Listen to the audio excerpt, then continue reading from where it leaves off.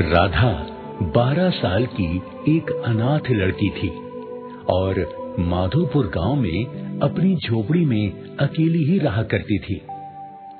Corona काल के दौरान राधा के माता पिता कोरोना संक्रमण की चपेट में आकर मृत्यु को प्राप्त हो चुके थे। तब से राधा अकेली ही इस झोपड़ी में रहती थी और गांव के कुछ घरों में झाड़ू पोछा करने का काम करके अपना गुजारा करती थी। एक दिन की बात है, राधा सेठ हीरालाल के घर में साफ सफाई का काम कर रही थी। तभी सेठ हीरालाल चमचमाती हुई नई गाड़ी लेकर आए और सेठानी को पुकारने लगे। अरे सेठानी, अरे ओ सेठानी, अरे बाहर तो आकर देखो मैं क्या लेकर आया हूँ। सेठानी घर से बाहर निकल कर आई और नई गाड़ी देखकर बहुत खुश होते हुए बोली, अरे वाह, आखिरकार आपने मेरी नई गाड़ी लेने की इच्छा पूरी करी दी। आप तो बहुत अच्छे हो सेठ जी। अरे ओ मेरी सेठानी, तुम हो मेरे घर की महारानी। तुम कोई इच्छा करो और उसे मैं पूरी न करूं, ऐसा कभी हो सकता है क्या है? सेठानी 20 के नोट से गाड़ी की नजर उतारती हैं और राधा को अपने पास बुलाती हैं। ए राधा, इधर तो आ जरा। जी मालकिन, आपने मुझे बुलाया? ये ले पैसे, हलवाई से लड्डू खरीद कर खा लेना। ठीक है मालकिन, आपकी बड़ी मेहरबानी।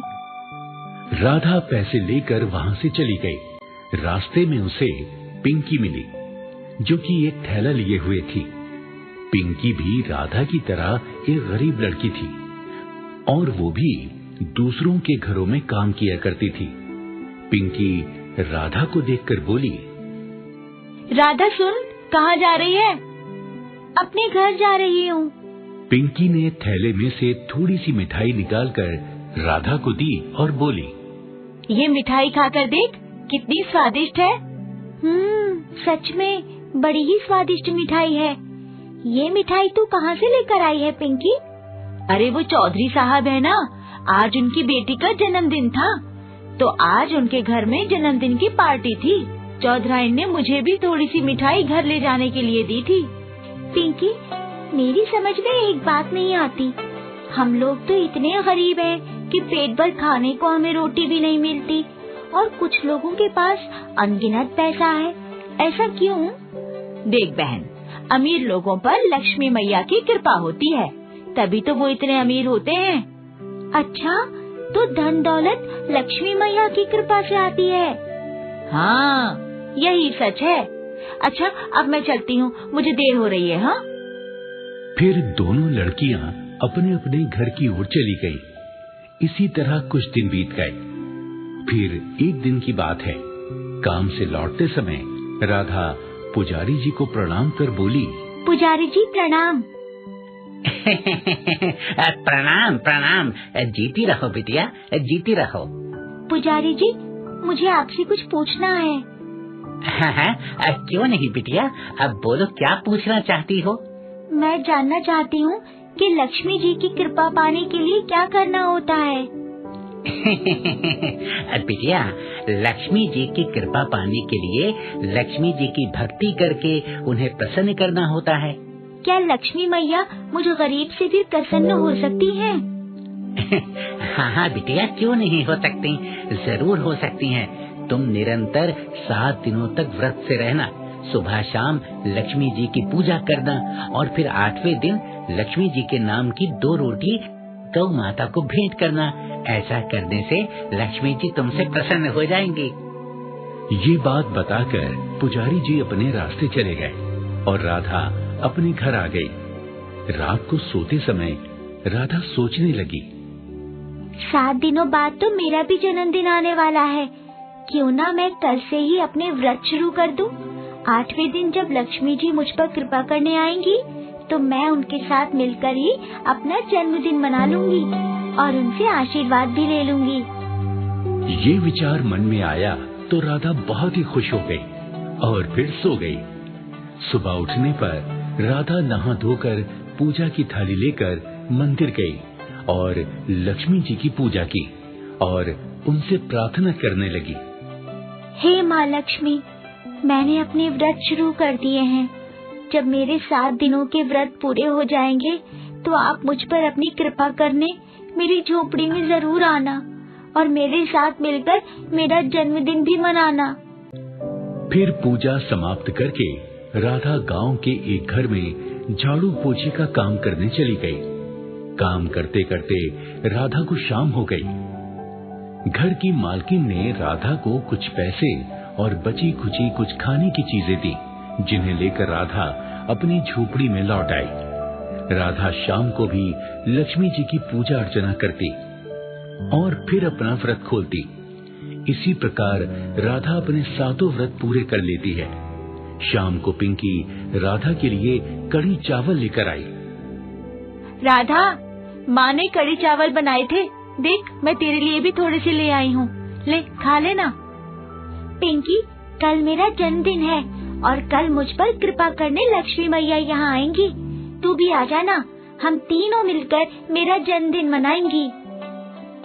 अरे मेरी भोली भाली सहेली, लक्ष्मी जी ऐसे ही किसी पर कृपा करने थोड़ी ना आ जाती हैं। लक्ष्मी माँ के दर्शन करने के लिए तो बड़ा भाग्यवान होना पड़ता है।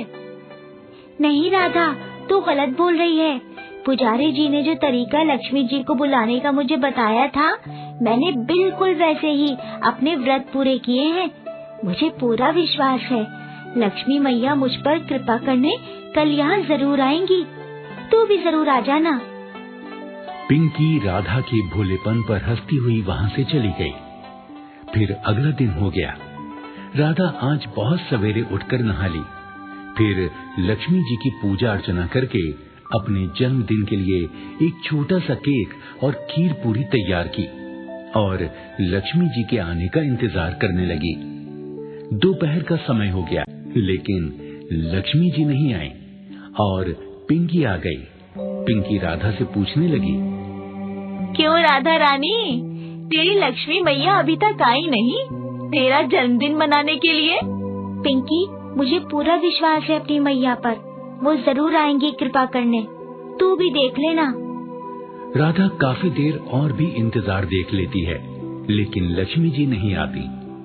पिंकी कहती है, अरे बेवकूफ लड़की, लक्ष्मी जी हम जैसे गरीबों पर ना तो अपनी कृपा करती हैं और ना ही वो हम जैसों के घर आती हैं। वो नहीं आने वाली। चल चल, तू अपना केक काट ले। नहीं नहीं पिंकी, मैं लक्ष्मी मैया के बिना अपने जन्मदिन का केक नहीं काटूंगी। और फिर राधा माँ लक्ष्मी को याद करके प्रार्थना करने लगी। हे माँ लक्ष्मी, मैंने बहुत आस के साथ आपको पुकारा है। आपको मेरी झोपड़ी में मुझ पर कृपा करने और मेरा जन्मदिन मनाने के लिए आना ही पड़ेगा। आप जब तक नहीं आएंगी मैं अपना जन्मदिन नहीं मनाऊंगी। राधा हट करके बैठ गई और तभी चमत्कार हो गया। लक्ष्मी जी साक्षात प्रकट हुई और बोली, राधा बेटी, मैं तुम्हारे निस्वार्थ भक्ति से बहुत प्रसन्न हूँ। तुम्हें तुम्हारे जन्मदिन की हार्दिक बधाई हो। बताओ, तुम्हें क्या उपहार चाहिए? हे माता, आपने मुझे दर्शन दे दिए, अब मुझे किसी उपहार की जरूरत नहीं रही। बस आप सदैव मुझ पर अपनी कृपा बनाए रखना, यही मेरी इच्छा है। मेरी कृपा तो सदा तुम पर बनी रहेगी पुत्री। मैं तुम्हें लंबी आयु का वरदान देती हूँ। तुम जब तक जीवित रहोगी तुम्हें धन की कोई कमी नहीं रहेगी। और फिर लक्ष्मी जी की कृपा दृष्टि से राधा की झोपड़ी एक सुंदर पक्की मकान में बदल गई और घर कीमती सामान से भर गया। फिर लक्ष्मी जी राधा और पिंकी के साथ मिलकर केक काटती हैं। उसके बाद राधा को आशीर्वाद देकर लक्ष्मी जी अंतर्ध्यान हो गई। अमीर हो जाने के बाद राधा का जीवन खुशहाल हो गया। सीख, इस कहानी से हमें यही सीख मिलती है कि निस्वार्थ भक्ति में बड़ी भक्ति होती है।